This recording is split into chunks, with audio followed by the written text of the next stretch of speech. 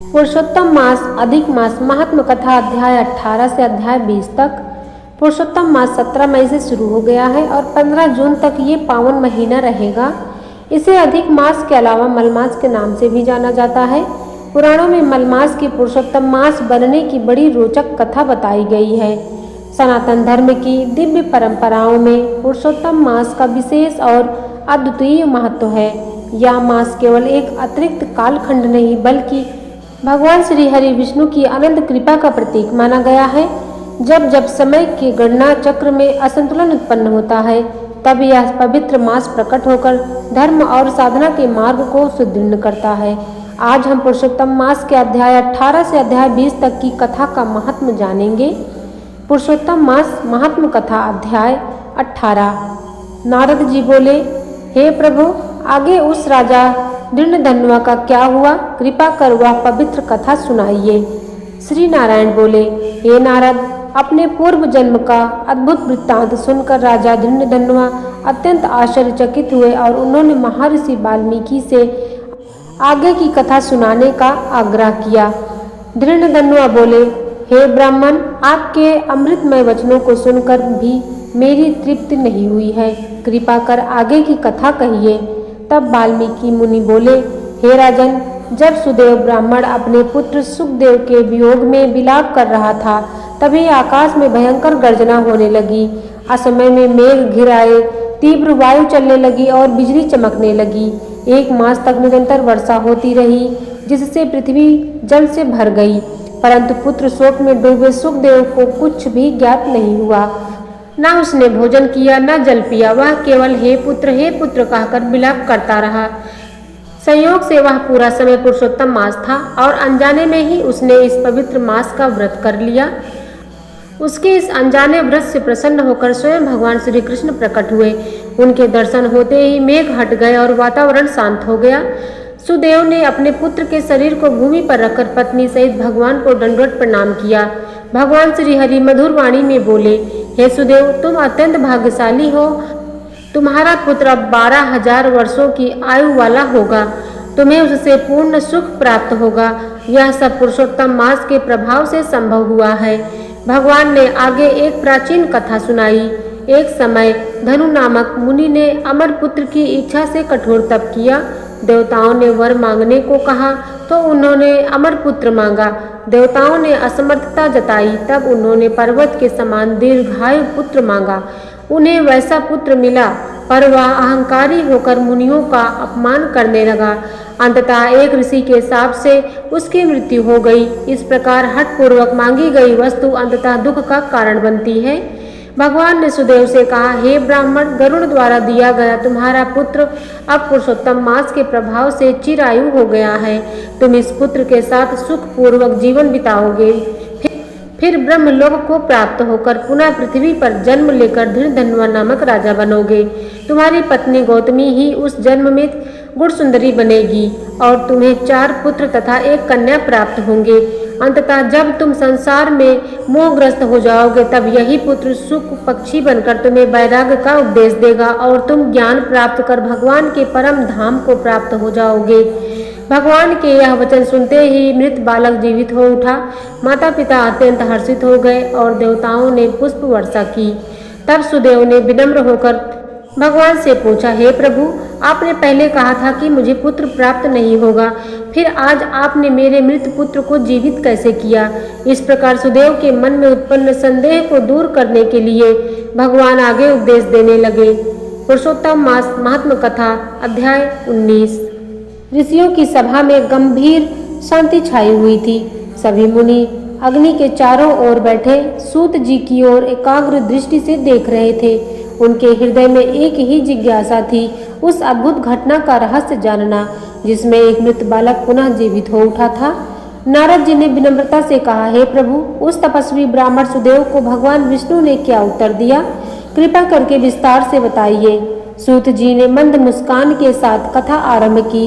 हे मुनियों, जब सुदेव ब्राह्मण ने अपने हृदय की शंका भगवान के सामने रखी तब भक्त वत्सल भगवान विष्णु अत्यंत प्रसन्न हुए। उनकी वाणी मेघ के समान गंभीर और अमृत के समान मधुर थी। भगवान बोले, हे द्विराज, तुम नहीं जानते कि तुमने कितना महान कार्य किया है। यह पुरुषोत्तम मास जो हमें अत्यंत प्रिय है, उसी का प्रभाव है। तुम शोक में डूबे हुए थे, परंतु अनजाने में ही तुमसे इस मास का व्रत और तप हो गया। 1 महीने तक तुमने अन्न नहीं लिया, यह उपवास बन गया। वर्षा के कारण तुमने दिन में 3 बार स्नान किया, यह पवित्र स्नान बन गया। और शोक में डूबे रहकर तुमने संसार से विरक्ति धारण की, यह महान तप बन गया।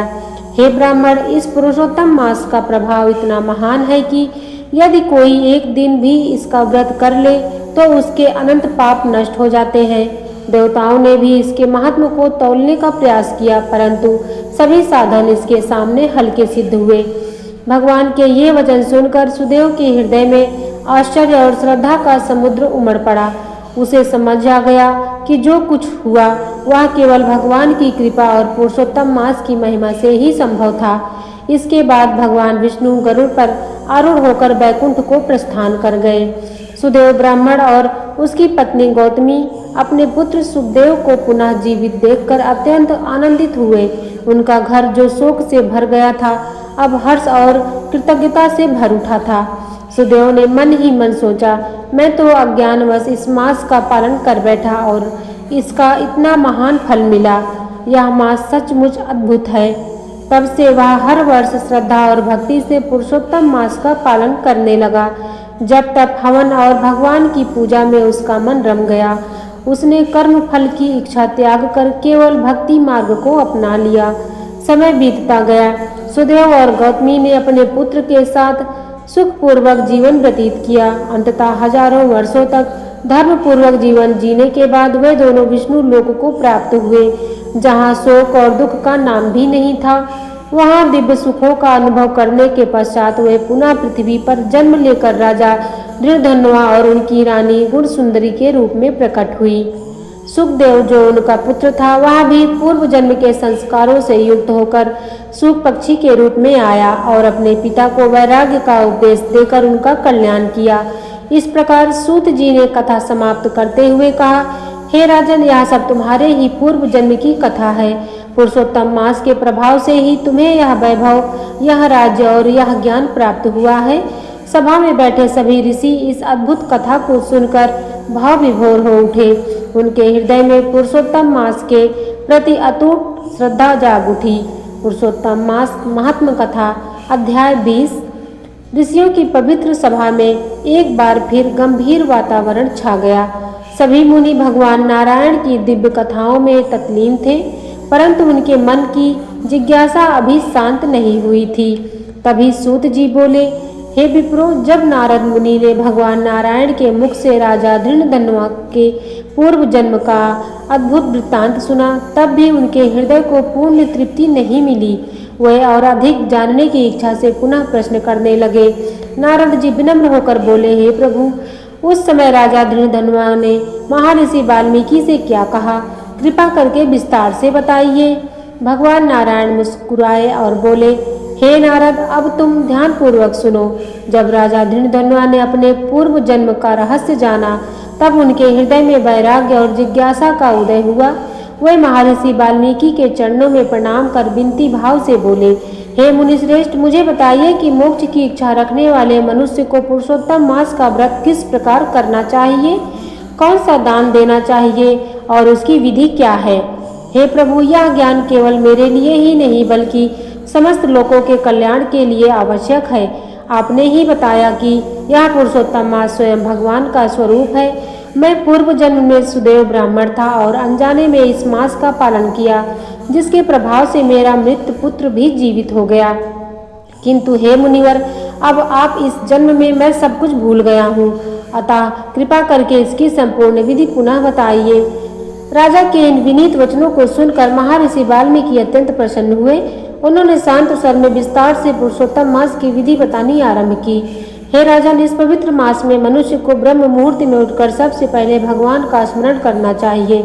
शुद्धता का विशेष ध्यान रखते हुए नित्य कर्म संपन्न करें। शौच, स्नान, आचमन और दंत दावन आदि विधि पूर्वक करें। स्नान के पश्चात शुद्ध वस्त्र धारण कर गोपी चंदन से तिलक लगाकर प्राणायाम और संध्या वंदन करें। फिर एक पवित्र स्थान पर मंडल बनाकर कलश स्थापित करें और उसमें तीर्थों का आवाहन करें। गंगा, गोदावरी, कावेरी और सरस्वती का स्मरण करें। इसके बाद श्रद्धा और भक्ति से भगवान पुरुषोत्तम की मूर्ति स्थापित करें। विधि पूर्वक पूजा करें। गंध, अक्षत, पुष्प, दीप और नैवेद्य अर्पित करें। हे राजन, यह शरीर बहुत दुर्लभ है। धन, घर, पुत्र ये सब बार बार मिल सकते हैं, परंतु यह मानव शरीर बार बार नहीं मिलता। इसलिए इसे धर्म के लिए ही उपयोग करना चाहिए। यह संसार क्षणभंगुर है। युवा अवस्था पुष्प के समान शीघ्र मुरझा जाती है। धन जल की तरंग के समान चंचल है और जीवन प्रतिदिन घटता जाता है। इसलिए बुद्धिमान वही है जो समय रहते धर्म का पालन करता है। जब मन, धन और योग्य पात्र ये तीनों एक साथ मिल जाएं, तब बिना विलंब किए दान और धर्म करना चाहिए। हे नृपश्रेष्ठ, इस पुरुषोत्तम मास का महत्व इतना महान है कि थोड़े से साधन से भी मनुष्य महान पुण्य प्राप्त कर सकता है। केवल स्नान, दान और भगवान विष्णु का स्मरण भी मनुष्य को बड़े बड़े संकटों से बचा लेता है। जैसे गंगा सभी नदियों में श्रेष्ठ है, वैसे ही सभी महीनों में पुरुषोत्तम मास सर्वोत्तम है। यह स्वयं भगवान का स्वरूप है, अतः श्रद्धा और भक्ति से इसकी पूजा करनी चाहिए।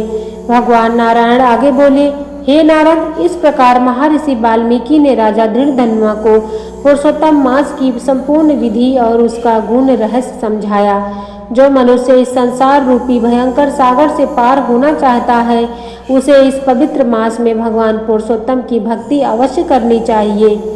सूत जी ने कथा समाप्त करते हुए कहा, हे मुनियों, इस प्रकार यह पवित्र अध्याय समाप्त होता है। जो श्रद्धा से इसे सुनता या पढ़ता है, वह पापों से मुक्ति होकर भगवान के परम धाम को प्राप्त करता है। ज्येष्ठ अधिक माह करें ये अचूक उपाय, माँ लक्ष्मी प्रसन्न होगी और घर में सुख, शांति और समृद्धि का वास होगा। ज्येष्ठ अधिक माह के दिनों में सुबह स्नान के बाद पीले वस्त्र धारण करें। भगवान विष्णु की पूजा करें। प्रभु को तुलसी दल के साथ पंचामृत का भोग लगाएं। इसके बाद पूरे दिन ओम नमो भगवते वासुदेवाय मंत्र का जाप करें। ऐसा करना बेहद शुभ माना जाता है।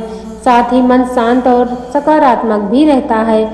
ज्येष्ठ अधिक मास अधिक गर्मी के बीच पड़ती है। ऐसे में जल से जुड़ी चीजों का दान करना अत्यंत पुण्यकारी माना गया है। इस दिन पानी से भरा घड़ा या पंखा आदि दान करें। इससे जीवन में सुख समृद्धि बनी रहती है। इसके आगे की कथा अगले अध्याय में जरूर सुने। धन्यवाद।